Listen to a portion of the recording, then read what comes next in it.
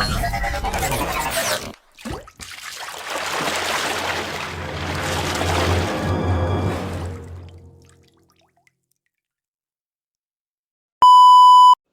guys, balik lagi sama aku Ayu. Di video kali ini kita akan membahas dan belajar mengenai implementasi kinerja dalam manajemen SDM. Untuk mempersingkat waktu, yuk langsung kita simak aja pembahasannya.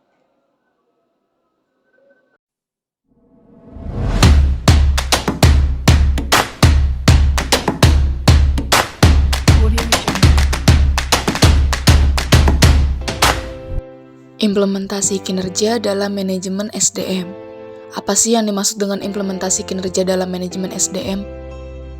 Tingkat kinerja. Yang pertama adalah kinerja organisasi, yaitu pencapaian hasil pada tingkat atau unit analisis organisasi. Kinerja pada tingkat organisasi ini terkait tujuan organisasi, rancangan organisasi, dan manajemen organisasi. Berikutnya kinerja proses.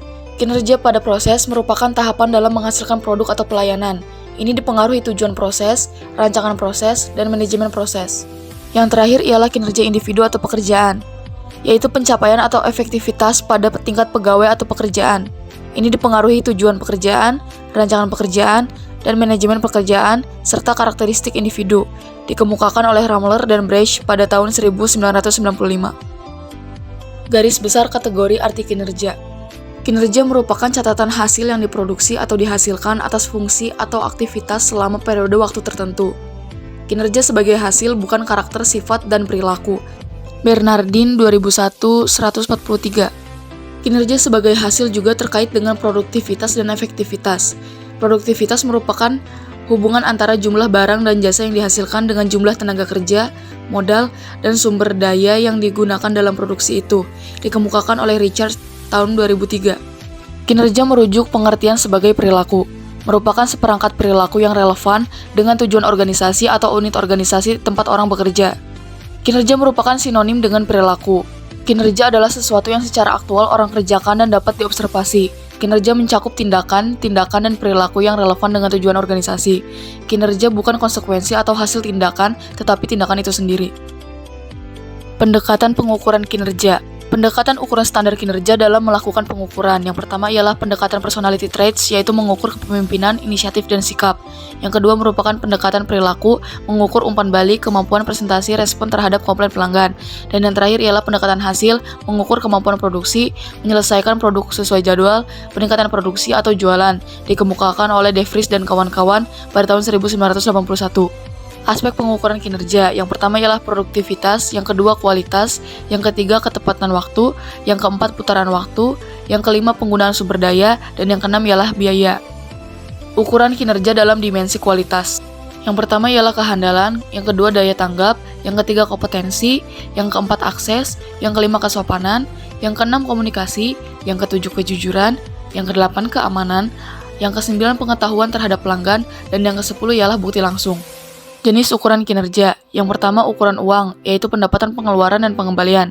Yang kedua ialah ukuran upaya atau dampak, yaitu capaian sasaran, penyelesaian proyek, tingkat pelayanan, dan kemampuan mempengaruhi. Yang ketiga ialah ukuran reaksi, yaitu penilaian rekan kerja, pelanggan, pemegang pekerjaan lainnya. Yang keempat ialah ukuran waktu, yaitu pelaksanaan kerja dibandingkan jadwal, batas akhir, kecepatan respons, dan jumlah sasaran. Perspektif atau aspek balance scorecard dalam mengembangkan pengukuran kerja. Yang pertama ialah pengukuran kerja dari aspek keuangan, yang kedua ialah pengukuran aspek pelanggan, yang ketiga ialah aspek proses bisnis internal, dan yang keempat ialah aspek pertumbuhan dan pembelajaran. Indikator untuk mengukur kinerja organisasi. Yang pertama ialah produktivitas, yang kedua ialah kualitas layanan, yang ketiga responsivitas, yang keempat responsibilitas, dan yang kelima adalah akuntabilitas. Ukuran kerja pelayanan dikembangkan menjadi 14 unsur untuk pengukuran IKM. Yang pertama prosedur pelayanan, yang kedua persyaratan pelayanan, yang ketiga kejelasan petugas pelayanan, yang keempat kedisiplinan petugas pelayanan, yang kelima tanggung jawab petugas, yang keenam kemampuan petugas, yang ketujuh kecepatan pelayanan, yang kedelapan keadilan mendapat pelayanan, yang kesembilan kesopanan dan keramahan petugas, yang kesepuluh kewajaran biaya pelayanan, yang ke-11 kapasitas biaya pelayanan, yang ke-12 kepastian jadwal pelayanan, yang ke-13 kenyamanan lingkungan, dan yang ke-14 adalah keamanan pelayanan. Indikator penilaian kinerja organisasi. Yang pertama ialah efisiensi, yang kedua ialah efektivitas, yang ketiga ialah keadilan, dan yang keempat ialah daya tanggap. Indikator kinerja organisasi yang dijadikan pedoman menyusun laporan kinerja. Yang pertama ialah masukan, yang kedua ialah keluaran, yang ketiga ialah hasil, yang keempat ialah manfaat, dan yang terakhir ialah dampak.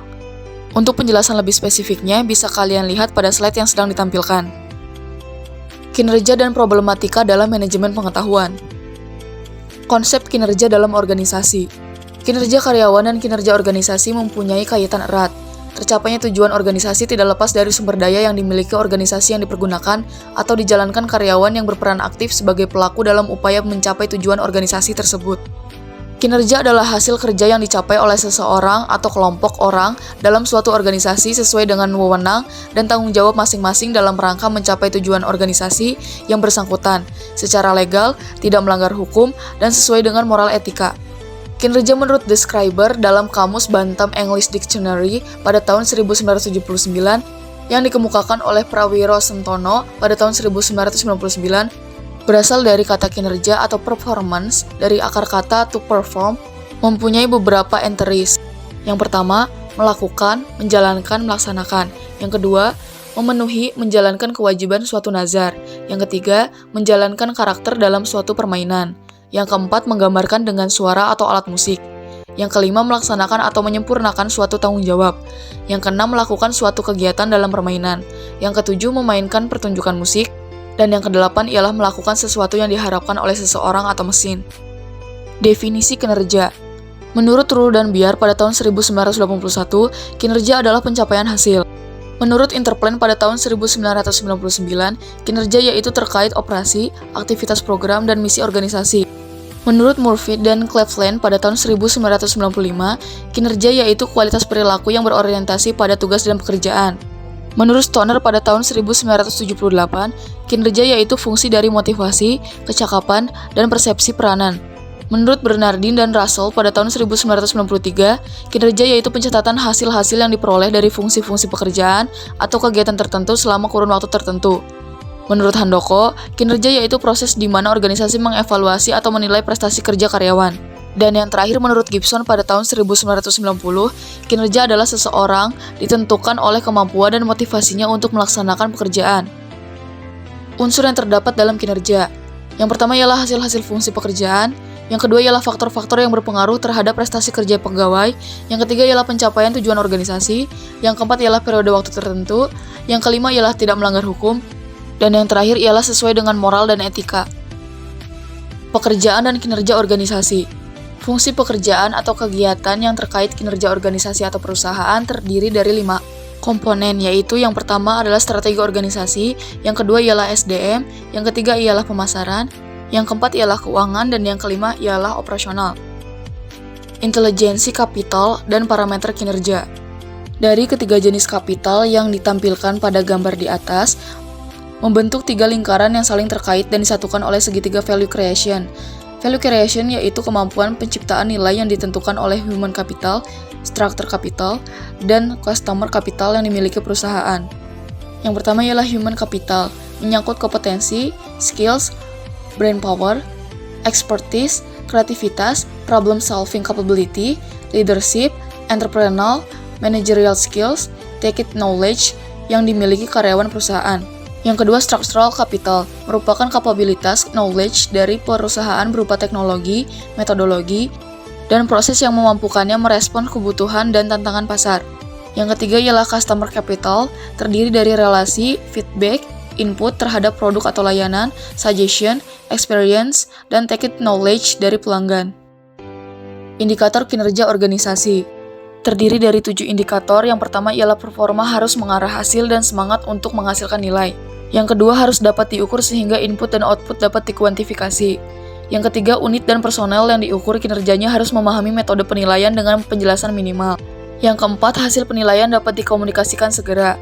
Yang kelima, tersedia mekanisme penggabungan hasil penilaian kerja dengan feedback dan learning. Yang keenam, terhubung objektif dengan kebijakan insentif dan kebijakan pegawai. Dan yang terakhir, bersifat seimbang antara orientasi keberhasilan jangka pendek dan jangka panjang. Faktor peningkatan kinerja. Faktor pendorong yang pertama ialah audit modal intelektual bertujuan memonitor dan mengatur modal intelektual perusahaan. Dan yang kedua ialah audit modal intelektual memerlukan tim yang terdiri atas ahli strategi organisasi, keuangan, SDM, analisis pengetahuan, properti intelektual, dan pemasaran. Faktor penghambat. Yang pertama, masalah yang melekat dalam sistem pengukuran manajemen pengetahuan itu sendiri.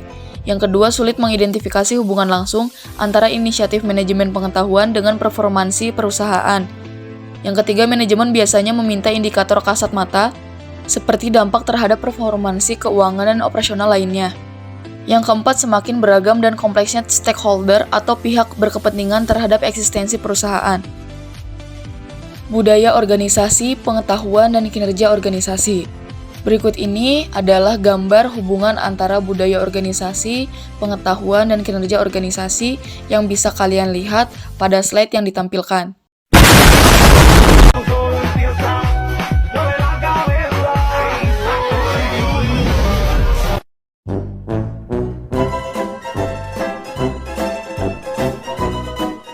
Nah, semoga video pembelajaran kali ini bermanfaat bagi teman-teman semua ya. Sebelum aku tutup, jangan lupa like, komen, dan subscribe biar aku makin semangat buat bikin video pembelajaran selanjutnya. Dan jangan lupa nyalain lonceng notifikasinya supaya kalian gak ketinggalan video-video terbaru aku.